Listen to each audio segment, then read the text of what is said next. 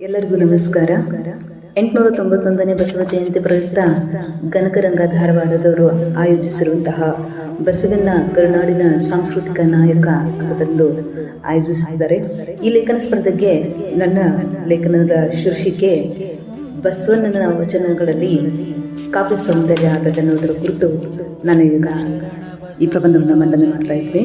ಕಾವ್ಯ ಸೌಂದರ್ಯ ಎನ್ನುವುದು ಕೇವಲ ಕವಿತೆಗಳಲ್ಲಿಯೇ ಇರುತ್ತದೆ ಎಂದಲ್ಲ, ಪ್ರತಿಭಾನ್ವಿತರು ಬರೆದ ವಚನಗಳಲ್ಲಿ ಕಾವ್ಯದ ಅನನ್ಯತೆ ಕಾಣಿಸಿಕೊಳ್ಳುತ್ತದೆ. ಇದಕ್ಕೆ ವಚನ, ಕೀರ್ತನೆ, ತತ್ವಪದ ಇವು ಯಾವುದೂ ಹೊರತಾಗಿಲ್ಲ. ಬಸವಣ್ಣನವರ ವಚನಗಳಂತೂ ಆಧುನಿಕ ಸಂದರ್ಭದ ಭಾವಗೀತೆಗಳಂತೆ ಸುಂದರವಾಗಿವೆ. ರಚನೆ ಸುಂದರವಾಗಿ ಅನನ್ಯವಾಗಿ ಕಾಣಲು ಹೇಳುವ ವಿಷಯದಷ್ಟೇ ಅಭಿವ್ಯಕ್ತಿಯ ಕ್ರಿಯೆಯು ಮುಖ್ಯವಾಗಿರಬೇಕಾಗುತ್ತದೆ.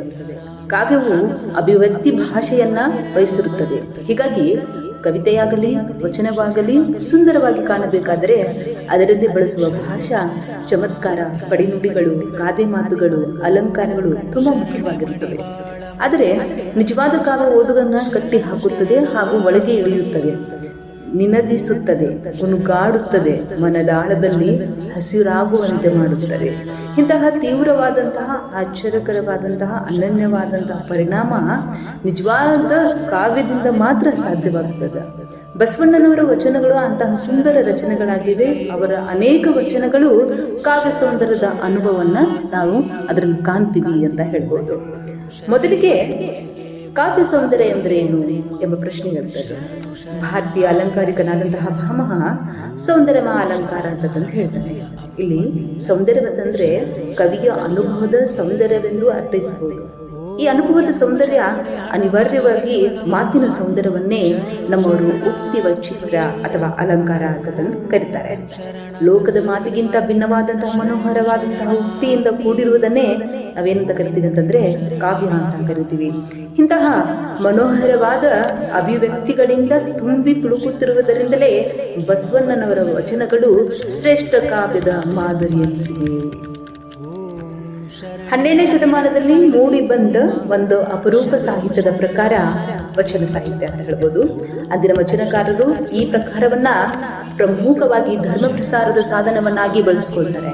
ಸಂಸ್ಕೃತದ ಭೂಯಿಷ್ಠದ ಬಹುಮಟ್ಟಿಗೆ ಪಂಡಿತರಿಗೆ ಮೀಸಲಾಗಿದ್ದಂತಹ ಚಂಪು ಸಂಪ್ರದಾಯದ ಹಿಡಿತದಿಂದ ಸಾಹಿತ್ಯವನ್ನ ಬಿಡಿಸಿ ಸಾಮಾನ್ಯ ಮನುಷ್ಯನ ಮನೆ ಬಾಗಿಲಿಗೆ ಕಾವ್ಯಗಂಗೆಯನ್ನ ಹರಿಸಿದವರು ವಚನಕಾರರು.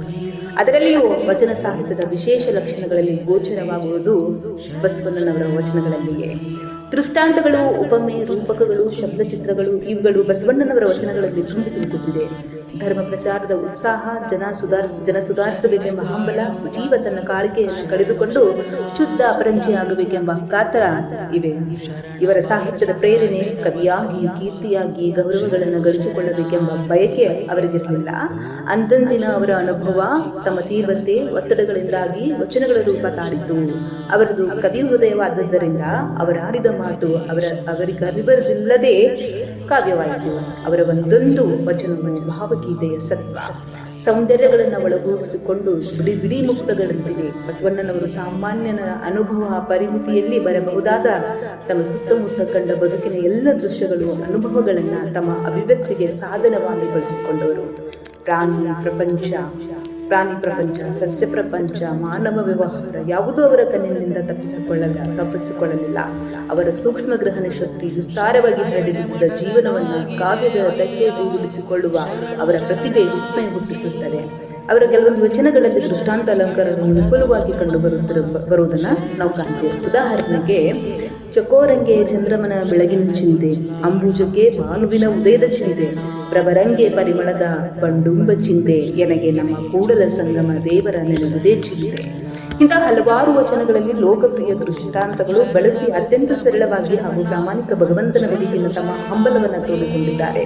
ಅದೇ ರೀತಿ ಇನ್ನೊಂದು ವಚನದಲ್ಲಿ ಕೂಡ ನಾವು ಗಮನಿಸಬಹುದು.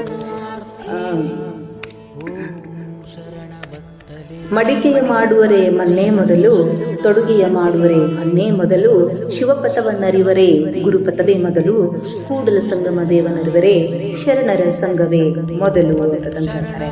ಇಲ್ಲಿ ಹಲವಾರು ದೃಷ್ಟಾಂತಗಳ ಮಾಲಿಕೆಯನ್ನು ಬಳಸಿ ಭಗವಂತನನ್ನ ಅರಿಯಬೇಕಾದರೆ ಶರಣರ ಸಹವಾಸದಿಂದ ಮಾತ್ರ ಸಾಧ್ಯವೆಂಬುದು ಬಸವಣ್ಣರು ತರ್ಕಪೂರ್ಣವಾಗಿ ಈ ಒಂದು ವಚನದಲ್ಲಿ ಪ್ರತಿಪಾದಿಸಿದ್ದಾರೆ ಅಂತ ಹೇಳ್ಬೋದು.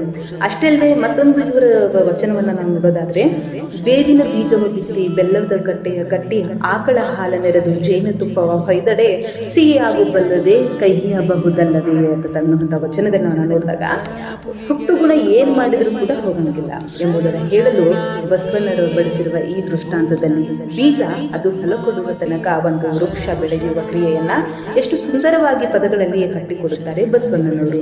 ಇಂಥ ದೃಷ್ಟಾಂತಗಳು ನಿದರ್ಶನಗಳು ಬಸವಣ್ಣನವರಲ್ಲಿ ಕೂಡ ನಾವು ವಿಪುಲವಾಗಿ ನಾವು ಕಾಣ್ತೀವಿ ಅಂತ ಹೇಳುವುದು. ಅಡಿಮನದ ಭಕ್ತಿಯನ್ನ ವಿವರಿಸುತ್ತಾ ಕುಂಬಳದ ಕಾಯಿಗೆ ಕಬ್ಬುನದ ಕಟ್ಟಿಕೊಟ್ಟೆ ಕೊಳೆಯುವುದಲ್ಲದೆ ಬಲು ಆಗಬಲ್ಲದೆ ಸಗಣಿಯ ಬೆನಕಂಗೆ ಸಪ್ತಿಗೆಯೆಲ್ಲ ಅರಳಿಸಿ ಪೂಜಿಸಿದರೆ ರಂಜನೆಯಲ್ಲದೆ ಅದರ ಗಂಜಲ ಬಿಡಲನ್ನ ಎನಿಸು ಕಾಲ ಕಲ್ಲು ನೀರೊಳಗಿದ್ದರೆ ನೆನೆದು ಮೃದುವಾಗಬಲ್ಲದೆ ಎನ್ನುತ್ತಾರೆ. ಇಂತಲ್ಲೆಲ್ಲ ಅವರ ಲೋಕಾನುಭವ ಸರ್ವವಿವರ. ಇನ್ನೊಂದೆಡೆ ಮರಕ್ಕೆ ಬಾಯಿ ಬೇರೆಂದು ತಡಕ್ಕೆ ನೀರೆರೆದರೆ ಮೇಲೆ ಫಲವಿಸಿಟ್ಟು ನೋಡ ಅಂತದನ್ನು ಕೂಡ ಹೇಳ್ತಾರೆ. ಇಲ್ಲಿ ಲಿಂಗದ ಮುಖ ಜಂಗಮ ಭಗವಂತನ ಸೇವೆ ಸ್ವೀಕರಿಸುವುದು ಜಂಗಮದ ಮೂಲಕ ಎನ್ನುವುದನ್ನು ಪ್ರತಿಪಾದಿಸಲು ಬಸವಣ್ಣನವರು ಬಳಸಿರುವ ಈ ದೃಷ್ಟಾಂತ ಅದ್ಭುತವಾಗಿದೆ ಅಂತ ಹೇಳ್ಬೋದು. ಸೃಷ್ಟಿಯನ್ನು ಕಂಡಾಗ ಬಸವಣ್ಣನವರಿಗಾದ ವಿಸ್ಮಯ ಭಾವ ಸೊಗಸಾಗಿ ಚಿತ್ರಿತವಾಗಿದೆ. ದೃಷ್ಟಾಂತಗಳಂತೆಯೇ ಬಸವಣ್ಣನವರು ಸುತ್ತಲೂ ಜನ ಜೀವನದಿಂದ ಎತ್ತಿಕೊಂಡು ಉಪಮೇಗಳನ್ನ ವಿಪುಲವಾಗಿ ಬಳಸಿದ್ದಾರೆ. ಬಸವಣ್ಣನವರು ಸುತ್ತಲೂ ಜನಜೀವನ ಏನಿತ್ತು ಅದನ್ನೇ ತಮ್ಮ ವಚನದ ವಸ್ತುವನ್ನಾಗಿ ತೆಗೆದುಕೊಂಡು ಉಪಮೇಗಳನ್ನು ವಿಪುಲವಾಗಿ ಬಳಸಿದ್ದಾರೆ.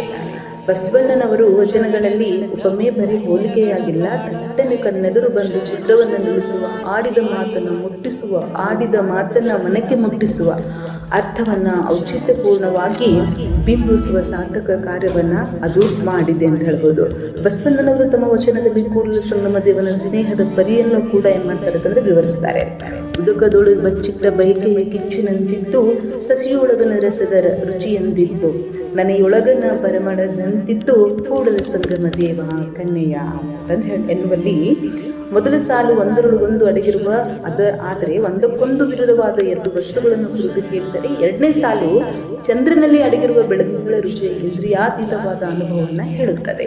ಮೂರನೇ ಸಾಲು ಒಂದರೊಳಗೊಂದು ಬೆರೆತು ಹೋದ ಬೇರ್ಪಡಿಸಲಾಗದ ನೆನೆಯೊಳಗನ್ನ ಪರಿಮಳವನ್ನ ಹೇಳಿದರೆ, ಕೊನೆಯ ಸಾಲು ಕೆನ್ನೆಯಲ್ಲಿ ಮುಕ್ತವಾಗಿ ಗುಪ್ತವಾಗಿ ಅಡಗಿರುವ ಭಾವನಾತ್ಮಕ ಸಂಬಂಧವನ್ನ ಹೇಳುತ್ತದೆ. ಬಯಕೆಯ ಕಿಚ್ಚಿನ ಅದಮ್ಯತೆಯನ್ನ ಮೊದಲು ಸಾಲು ಸೂಚಿಸಿದರೆ, ಉಳಿದ ಮೂರು ವಾಕ್ಯಗಳು ಬೆಳದಿಂಗಳ ಪರಿಮಳ, ಕೆನ್ನೆಯ ಸ್ನೇಹ, ಇವು ಆಹ್ಲಾದತೆ, ಉಲ್ಲಾಸ, ಮಾರ್ಥವತೆಯನ್ನು ಸಹಜವಾಗಿ ಭಾಷೆಯಲ್ಲಿ ಹೊರಹೊಮ್ಮಿಸಿದೆ ಅಂತ ಹೇಳ್ಬೋದು. ಇವೆಲ್ಲವುಗಳಲ್ಲಿ ಅಡಗಿದ ಯಾವುದೋ ರಹಸ್ಯ ಹಾಗೂ ಶೀತಲ ಗಾಂಭೀರ್ಯಗಳು ಕೆನ್ನೆಯ ಸ್ನೇಹ ಅನಿರ್ವಚನೀಯ ಅನುಭವದ ಮೇಲೆ ಬೆಳಕು ಬೀರುತ್ತದೆ. ಅಭಿವ್ಯಕ್ತಿಗೆ ಅತೀತವಾದ ಅನುಭವವನ್ನ ಮೂರ್ತಗೊಳಿಸುವುದು ಈ ವಚನದ ಯಶಸ್ವಿಯಾಗಿದೆ ಅಂತ ಹೇಳಬಹುದು. ಮತ್ತೊಂದೆಡೆ ಹಾವಿನ ಹೆಡೆಗಳು ಕೊಂಡು ಕೆನ್ನೆಯ ತರಿಸುವಂತೆ, ಉರಿವ ಕೊಳ್ಳಿಯ ಕೊಂಡು ಮಂಡೆಯ ಸಿಕ್ಕಿ ಬಿಡಿಸುವಂತೆ, ಹುಲಿಯ ಮೀಸೆಯ ಹಿಡಿದುಕೊಂಡು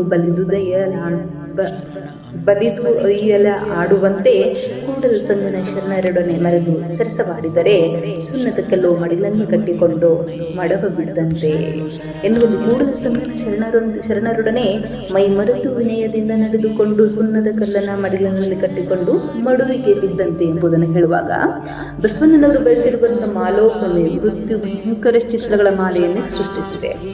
ಒಲಿದು ಯಾಲಾಡುತ್ತಂತೆ ಎಂಬ ಮಾತು ಏನಂತ ಗಮನಾರ್ಹ ಅಂತ ಹೇಳ್ಬೋದು. ಇಂಥ ಉಪಮೆಗಳಿಗೂ ಬಸವಣ್ಣವರು ಹೆಜ್ಜೆ ಹೆಜ್ಜೆಗೂ ಮಿಂಚುತ್ತವೆ. ಮನಸ್ಸಿನ ಟೊಳ್ಳನ್ನ ಹೀಳುವ ಎನ್ನ ಚಿತ್ತವು ಅತ್ಯಾಹನ್ನು ನೋಡಯ್ಯ ಎನ್ನುವಲ್ಲಿ ವ್ಯರ್ಥ ಭಕ್ತಿಯನ್ನು ಚಿತ್ರಿಸುವ ಎಳಿಲ್ಲದ ಗಾನದಂತಾಗಿತ್ತು. ಉಡದ ಆದಿಗೆ ಊನನದ ಗರವ ಬಿಟ್ಟಂತೆ, ಕಂಬಳಿಯಲ್ಲಿ ಕನಕವ ನಾದಿದಂತೆ ಎನ್ನುವಲ್ಲಿ ಸಂಸಾರದ ಭಯಂಕರತೆಯನ್ನು ನೈಶ್ವರತೆಗಳನ್ನು ಚಿತ್ರಿಸುವ ಕಪ್ಪೆ ಸರ್ಪದ ನೆರಳಿನಲ್ಪಂತೆ, ನಾನಾವರಣದ ಸಂಸಾರ ಹಾವು ಹಾವಾಡಿಗನ ಸ್ನೇಹದಂತೆ ಎನ್ನುವಲ್ಲಿ ಅನುಭವ ಸ್ಥಿತಿಯನ್ನು ವರ್ಣಿಸುವ ಆಲಿಕಲ್ಲು ಹರಳಿನ ಅರಗಿನ ಪುತ್ತಡಿಯಂತೆ ಎನ್ನುವಲ್ಲಿ ಇಲ್ಲೆಲ್ಲ ಮಿಂಚಿರುವ ಬಸವಣ್ಣನವರ ಉಪಮಾಲೋಕ ಒಂದು ಅದ್ಭುತ ಚಿತ್ರ ಸೃಷ್ಟಿ ಅಂತ ಹೇಳ್ಬೋದು. ಬಸವಣ್ಣನವರ ವಚನಗಳಲ್ಲಿ ಮತ್ತೊಂದು ಗುಣ ಅವರ ರೂಪಕ ವೈಭವ. ಕನ್ನಡ ಸಾಹಿತ್ಯದಲ್ಲಿ ನಾರಾಯಣಪ್ಪ ಬಸವೇಶ್ವರ ಇವರಿಬ್ಬರ ಹಾಗೆ ಭಾಷೆಯ ಸಾಧ್ಯತೆ ಸೂರ್ಯ ಮಾಡಿದವರು ಅಂತ ಹೇಳ್ಬೋದು. ಹಾಗೂ ರೂಪಕ ನಿರ್ಮಾಣ ಮಾಡಿದವರು ಇವರ ವಿರಳದೆಂದೇ ಹೇಳಬೇಕು. ಇದಕ್ಕೆ ನಿದರ್ಶನಕ್ಕೆ ಮುಟ್ಟು ಲೋಕವೆಂಬುದು ಕರ್ತಾರ ಕಮ್ಮಟವಯ್ಯ, ಇಲ್ಲಿ ಸಲ್ಲುವರು ಅಲ್ಲಿಯೂ ಸಲ್ಲುವರಯ್ಯ, ಇಲ್ಲ ಸಲ್ಲದವರು ಅಲ್ಲಿಯೂ ಸಲ್ಲರಯ್ಯ ಎಂಬ ಪ್ರಸಿದ್ಧ ವಚನವನ್ನು ನೋಡಬಹುದು. ಇದರಲ್ಲಿ ಇಹದ ಬದುಕನ್ನು ಒಪ್ಪಿಕೊಂಡು ಅದರಲ್ಲಿ ಗೆದ್ದು ಶುದ್ಧವಾಗುವ ವಿಚಾರವನ್ನ ಎರಕಬಹುದಿದ್ದಾರೆ. ಹಾಗೆಯೇ ದೇಹವೇ ದೇಗುಲ ನಿರ್ಮಾಣವನ್ನು ಹೇಳುವವರು ಅಂತ ಹೇಳ್ಬೋದು. ಉಳ್ಳವರು ಶಿವಾಲಯ ಮಾಡುವರು, ನಾನೇನು ಮಾಡಲಿ ಬಡವನಯ್ಯ, ಎನ್ನ ಕಾಲೇ ಕಂಬ ದೇಹವೇ ದೇಗುಲ, ಶಿರವೇ ವನ್ನ ಕಳಸವಯ್ಯ ಅಂತ. ಈ ವಚನದಲ್ಲಿ ಕಾಲೇ ಕಂಬವಾಗಿ ದೇಹವೇ ದೇಗುಲವಾಗಿ ಶಿರವನ್ನ ಕಳಸವಾದ ಈ ರೂಪಕ ಭಕ್ತನ ಅತ್ಯುನ್ನತ ಸ್ಥಿತಿಯನ್ನ ಭವ್ಯವಾಗಿ ಚಿತ್ರಿಸುತ್ತದೆ. ಉಳ್ಳವರು ಮತ್ತು ಭಕ್ತಿಯನ್ನು ಮಾಡುವುದರ ಮೂಲಕ ತೋರಿಸಿದರೆ, ಶರಣರು ತಮ್ಮನ್ನ ಶಿವನಿಗೆ ಅರ್ಪಿಸಿಕೊಳ್ಳುವುದರ ಮೂಲಕ ತೋರಿಸುತ್ತಾರೆ. ಉಳ್ಳವರು ಭಕ್ತಿಯ ಅಭಿವ್ಯಕ್ತಿ ಅಷ್ಟೇ, ಆದರೆ ಶರಣರು ಸ್ವಂತ ಆಲಯವಾಗಿರುವುದು ಅನುಭವ ಸ್ಥಿತಿಯ ಪ್ರತೀಕ. ಅಲ್ಲದೆ ಧರ್ಮದ ಹೆಸರಿನಲ್ಲಿ ಶೋಷಣೆ ಮಾಡುವ ದೇವಾಲಯವೆಂಬ ಸಂಸ್ಥೆಯನ್ನು ತಿರಸ್ಕರಿಸಿ ದೇವಾಲಯವನ್ನ ದೇಹಕ್ಕೆ ಸ್ಥಳಾಂತರಿಸುವ ಅಪೂರ್ವ ವಿಚಾರ ಕ್ರಾಂತಿ ಇಲ್ಲಿ ರೂಪಕದಲ್ಲಿ ರಚನೆ ಆಗಿದೆ. ಬಸವಣ್ಣನ ವಚನಗಳಲ್ಲಿ ಒಬ್ಬೊಮ್ಮೆ ರೂಪಕಗಳು ಸಮೃದ್ಧಿ ನಾವು ನೋಡಬಹುದಾದ ಬಸವಣ್ಣನವರಿಗೆ ಮುಚ್ಚಿಟ್ಟ ಬದುಕಲ್ಲ, ಬಿಚ್ಚಿಟ್ಟ ಬದುಕು. ತಮ್ಮ ಅಂತರಂಗವನ್ನೇ ಜಗತ್ತಿನೆದುರು ಬಿಚ್ಚಿಟ್ಟ ಮಹಾನುಭಾವರು. ಜಗತ್ತಿನಲ್ಲಿ ತಿರುವುಗಳ ಎಲ್ಲ ವಚನ ಅದಕ್ಕಿಂತ ಅವರ ನಿಸ್ಸಂಕೋಚದ ಅರ್ಥ ನಿರೀಕ್ಷಣೆಯ ಪ್ರವೃತ್ತಿ ಇದೆ. ಸದ್ಯದ ದಾರಿಯಲ್ಲಿ ನಡೆದ ಮಹಾಸಾಧಕನೊಬ್ಬ ತನ್ನಂತರಂಗ ಹಾಗೂ ಬಹಿರಂಗ ಜಗತ್ತಿನೊಳಗೆ ನಡೆಸಿದ ನಿರಂತರ ಹೋರಾಟ, ಕ್ರಿಯೆ, ಪ್ರಕ್ರಿಯೆ, ಚಿತ್ರ ಇವುಗಳಲ್ಲಿದೆ ಅಂತ ಹೇಳ್ತಾ ನನಗೆ ಅವಕಾಶ ಮಾಡಿಕೊಟ್ಟಿದ್ದಕ್ಕಾಗಿ ಧನ್ಯವಾದಗಳನ್ನು ಸಲ್ಲಿಸುತ್ತೇನೆ.